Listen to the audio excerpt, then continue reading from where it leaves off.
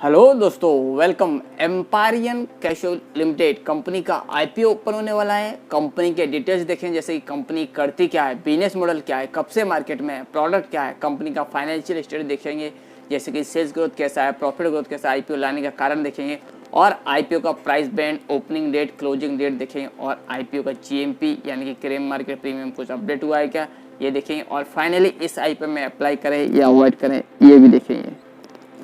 तो दोस्तों, जैसा मैंने आपको कंपनी का नाम बताया, एम्पायरियन कैशो लिमिटेड, जो कि आईपीओ ओपन हो रहा है मार्च 21 2022 को और मार्च 23 2022 तक चलेगा। अभी कंपनी करती क्या है और कब से मार्केट में है, तो इनकॉर्पोरेट इन 2014 यानी 2014 से कंपनी मार्केट में, यानी लगभग जो कि मार्च 2014 से, यानी कि कंपनी को 8 साल मार्केट में हो चुके हैं। 8 साल से कंपनी का मार्केट में प्रेजेंस है। तो company produce and sell cashew under the brand name Crystal cashew. तो यहाँ पे कंपनी करती क्या है, तो दोस्तों प्रोड्यूस करती है, काजू रहता है जो हम खाते हैं ड्राई फ्रूट में, तो वहाँ का प्रोड्यूस करती है कंपनी और कंपनी खुद का ब्रांड नेम है क्रिस्टल कैशू के नाम से यहाँ पे मार्केट में सेल करती है। अभी तो दोस्तों आपने काजू जो कि हमने देखा है वाइट कलर का रहता है, पर एक्चुअली जब वो पेड़ पे लगा रहता है, फल रहता है, वो अलग फॉर्म में रहता है, तो उसको छीलना, निकालना काजू, ये सब प्रोसेस रहती है और उसमें अच्छा खासा प्रोसेस लगती है।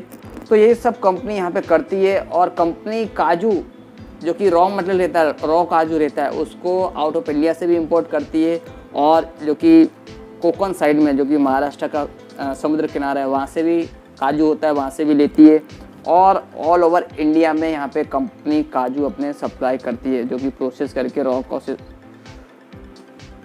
और कंपनी अभी काजू, एक तो सादा काजू रहता है और उसको और भी प्रोसेस करती है, जैसे कि उसको साल्टेड यानी नमक लगा हुआ पेपर, काली मिर्च का, चिली में लाल मिर्ची और एसोटेड, ये सब डिफरेंट ग्रेड के काजू बना के कंपनी और डिफरेंट पैकेजिंग, जैसे 100 ग्राम, 200 ग्राम, 250 ग्राम, आधा किलो, 1 किलो, ऐसे सब अलग अलग पैकिंग में कंपनी खुद के ब्रांड नाम से क्रिस्टल कैशू के नाम से यहाँ पे सेल करती है, जो कि कंपनी का डोमेस्टिक मार्केट में अच्छा खासा प्रेजेंस है। Network more than 30 distributor across India में कंपनी के हैं और डिफरेंट फ्लेवर में कंपनी यहाँ पे कैशू देती है, काजू सप्लाई करती है और कंपनी का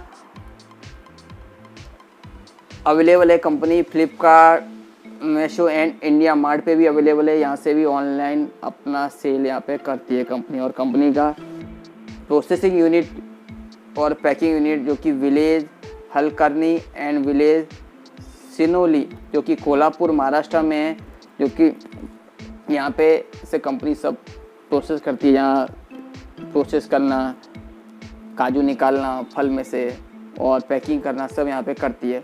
और कंपनी की ऑल्सो है वन सब्सिडी कंपनी भी है कंपनी की, Siddhi Vinayak cashew industry private limited, तो इस नाम से भी कंपनी के प्रोडक्ट चलते हैं।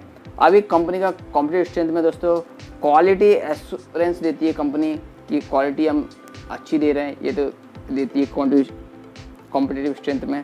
और कंपनी का जो कोल्हापुर में यूनिट है वो अच्छी जगह पे, यहाँ पे हर तरह की फैसिलिटी और आर्ट ऑफ कल्चर जिसे बोलते हैं, महाराष्ट्र के हार्ट, यहाँ पे प्रेजेंस है। तो यहाँ पे कंपनी का महाराष्ट्र में तो फुल नेटवर्क, एक सेंटर बोल सकते हैं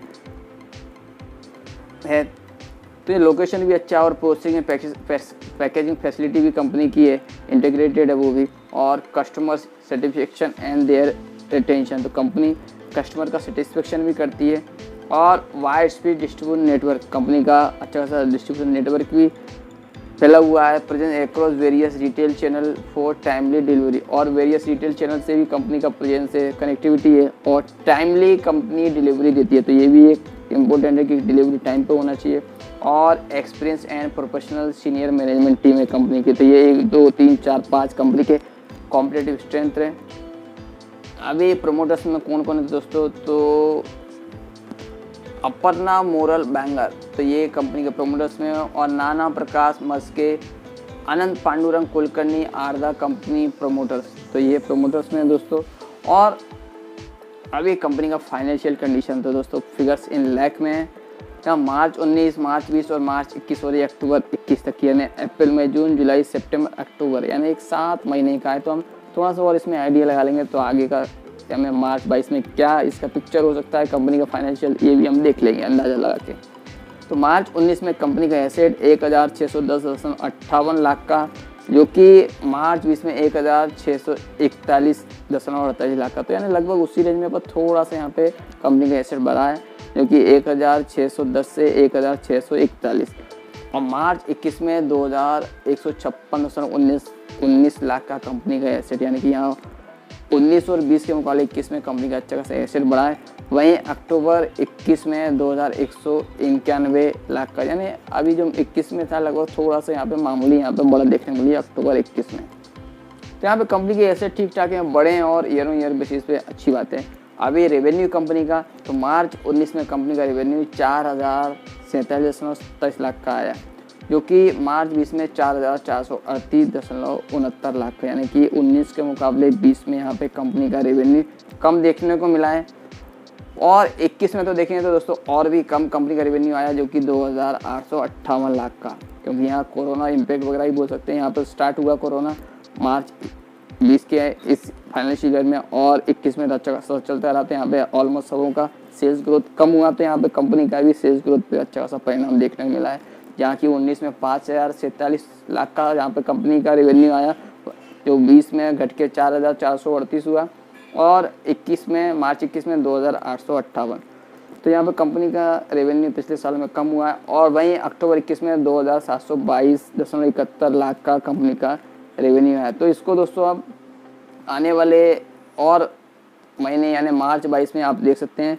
तो यहाँ पे आपको एक 5000 के लेवल में यहाँ पे रेवेन्यू देखने को मिला, जो कि 19 में रेवेन्यू हुआ करता था, उसी लेवल में दोबारा कंपनी का रेवेन्यू अभी मार्च 22 में देखने को मिल सकता है। तो 5000 के लेवल में दोबारा कंपनी का रेवेन्यू ग्रोथ देखने को मिलेगा। वहीं नेट प्रॉफिट मार्च 19 में कंपनी का प्रॉफिट 64.95 लाख का, जो कि मार्च 20 में 95.60 लाख का, यानी कि यहाँ पे रेवेन्यू कम आया 20 में, पर कंपनी का प्रॉफिट बढ़ा है 19 के मुकाबले 20 में। और वहाँ मार्च 21 में कंपनी का प्रॉफिट 66.74 लाख का, यानी कि यहाँ पे 20 के मुकाबले 21 में कंपनी का रेवेन्यू अच्छा खासा डाउन देखने को मिला, पर यहाँ पे प्रॉफिट थोड़ा सा यहाँ पे कम देखने को मिला। जबकि मार्च 19 में कंपनी का रेवेन्यू अच्छा खासा अप ट्रेंड में था, यानी ग्रोथ था, उसके बावजूद यहाँ पे प्रॉफिट कम, पर 21 में कंपनी का रेवेन्यू कम होते हुए भी प्रॉफिट अच्छा खासा निकला है कंपनी का। अभी अक्टूबर 21 में 166.69 लाख का कंपनी को प्रॉफिट आया, जो कि आने वाले साल में यहाँ पे 300 के ऊपर यहाँ पे कंपनी का प्रॉफिट जाता हुआ नज़र आएगा। यानी यहाँ पे यहाँ पे कंपनी का प्रॉफिट बढ़ता हुआ नज़र आ सकता है आने वाले साल में। तो एकदम दोस्तों आश्चर्य बोल सकते हैं, चकित यहाँ पे फिगर चेंज हुए हैं इस लास्ट ईयर में। जबकि पिछले साल में आप देखेंगे यहाँ कंपनी का रेवेन्यू भी ईयर ऑन ईयर बेसिस पे कम हुआ है और प्रॉफिट भी। अभी कंपनी आईपीओ क्यों लाना चाह रही है, तो कंपनी का बोलना है to meet the working capital requirement. Company को वर्किंग कैपिटल की रिक्वायरमेंट है, इसलिए कंपनी यहाँ पे आईपीओ लाना चाह रही है। और जनरल कॉर्पोरेट पर्पस और टू मीट इशू एक्सपेंसेस, तो कंपनी जो आईपीओ के एक्सपेंसेस रहेंगे वो भी इसी आईपीओ के पैसे से यहाँ फुलफिल करेगी। ये कंपनी के आईपीओ लाने के रीज़न है। मेन तो है कि कंपनी को वर्किंग कैपिटल की रिक्वायरमेंट है, इसलिए कंपनी आईपीओ ला रही है। आईपीओ अभी ओपन कब हो रहा है, तो मार्च 21 को आईपीओ ओपन हो रहा है और मार्च 23 को क्लोज होगा। Issue type fix price issue है, फेस वैल्यू 10 रुपये पर इक्विटी शेयर है और आईपीओ का प्राइस 37 रुपये पर इक्विटी शेयर है। मार्केट लॉट 3000 शेयर्स का है और मिनिमम ऑर्डर क्वांटिटी भी 3000 शेयर्स की है। लिस्टिंग एज SME NSE पे होगी और इशू साइज 19.41 करोड़ का है, जो कि टोटल फ्रेश है। और रिटेल कैटेगरी के लिए 50% का अलॉटमेंट रखा गया और NII और जिसे हम HNI कैटेगरी बोलते हैं कैटेगरी को 50% का अलॉटमेंट रखा गया। और टेंटेटिव टाइम टेबल में मार्च 21 को आईपीओ ओपन, मार्च 23 को क्लोज, अलॉटमेंट मार्च 28 को, रिफंड मार्च 30 को और डीमैट अकाउंट में शेयर क्रेडिट मार्च 30 को ही होंगे और लिस्टिंग मार्च 31 को है। और हम जैसे रिटेल इंडिविजुअल इन्वेस्टर कितने अप्लाई कर सकते हैं, तो मिनिमम 1 लॉट और मैक्सिमम भी 1 लॉट। इसमें एक लॉट में 3000 शेयर्स लेंगे, 1,11,000 अमाउंट इन्वेस्टमेंट में लगेगा। और आईपीओ के पहले प्रमोटर्स का होल्डिंग 56.99% और आईपीओ के बाद 41.88%। यहाँ पे प्रमोटर्स का होल्डिंग अच्छा खासा कम होते हुए नजर आएगा दोस्तों। और दोस्तों अभी हम इस आईपीओ में अप्लाई करेंगे तो कंपनी का एड्रेस भी पता होना चाहिए, हम किसे पैसा दे रहे हैं, कहाँ पे लोकेशन है उनका। तो दोस्तों देख सकते हैं Lodha Supremus Powai Saki Vihar road opposite MTNL office Mumbai का ये एड्रेस है। फ़ोन नंबर, ईमेल आईडी और वेबसाइट आप यहाँ पे और भी डिटेल चेक कर सकते हैं कंपनी की। रजिस्ट्रार कंपनी का Purva share registry India private limited. Phone number, email ID, website हमें अलॉटमेंट स्टेटस चेक करने के लिए उपयोगी पड़ेगी। Empyrean cashews limited grey market trend as on 19 March 2022 subject to rate no trend and GMP rate no trend. So दोस्तों अभी तक फिलहाल इसका जीएमपी अपडेट नहीं हुआ है, कुछ आगे अपडेट रहेगा तो अपडेट दे दूंगा। और यहाँ पे दोस्तों कंपनी का फाइनेंशियल एंड एनालिटिकल रेशो देखें तो earning per share 2019-20 rupees 0.66, earning per share 2020-21 rupees 0.46, earning per share 2021-22 7 month ₹1.15 और return on net worth 2019-20 4.93%, return on net worth 2020-21 3.44% और return on net worth 2021-22 7 month 7.90%। Book value of the share as on 21/3/2021 ₹13.36 और book value of the share after the IPO ₹20.47। तो दोस्तों इसके कोई peers comparison में कोई भी they are no comparable peer available नहीं है। और दोस्तों अदर साइड पर देखें तो कंपनी का offer valuation as of financial 2021 earning per share EPS ₹0.46 और पी रेशो 80.43 और return on net worth 3.44%। Net asset value NAV ₹13.36 पर शेयर। तो दोस्तों आप देख सकते हैं यहाँ पे ऑफर वैल्यूएशन और पी रेशो भी आप देख सकते हैं हाई साइड में, ऑफर वैल्यूएशन भी इतना कोई खास नहीं है, थोड़ा सा इन्हें बोल सकते हैं महंगा है। और जीएमपी दोस्तों यहाँ पे देखें तो यहाँ पे भी जीएमपी फिलहाल अपडेट नहीं है, ना कि सब्जेक्ट टू सौदा। तो दोस्तों अभी इसमें अप्लाई करें या अवॉइड करें। तो दोस्तों जैसा कि आप बिजनेस मॉडल देख रहे हैं कंपनी का इतना कोई खास नहीं है और हाई कॉम्पिटिटिव है और इस रेंज पे कितना प्रॉफिट मार्जिन, इतना कुछ मोनोपोली भी नहीं है बिजनेस में। तो आगे चल के लॉन्ग टर्म व्यू से तो बिल्कुल मैं बोलूँगा इसमें अप्लाई ना करें।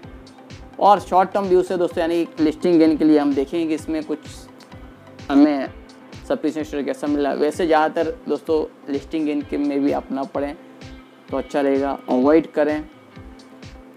और भी दोस्तों आईपीओ आ रहे हैं और भी अपडेट आते रहेंगे। अपडेट के लिए प्लीज़ लाइक शेयर और सब्सक्राइब माई चैनल।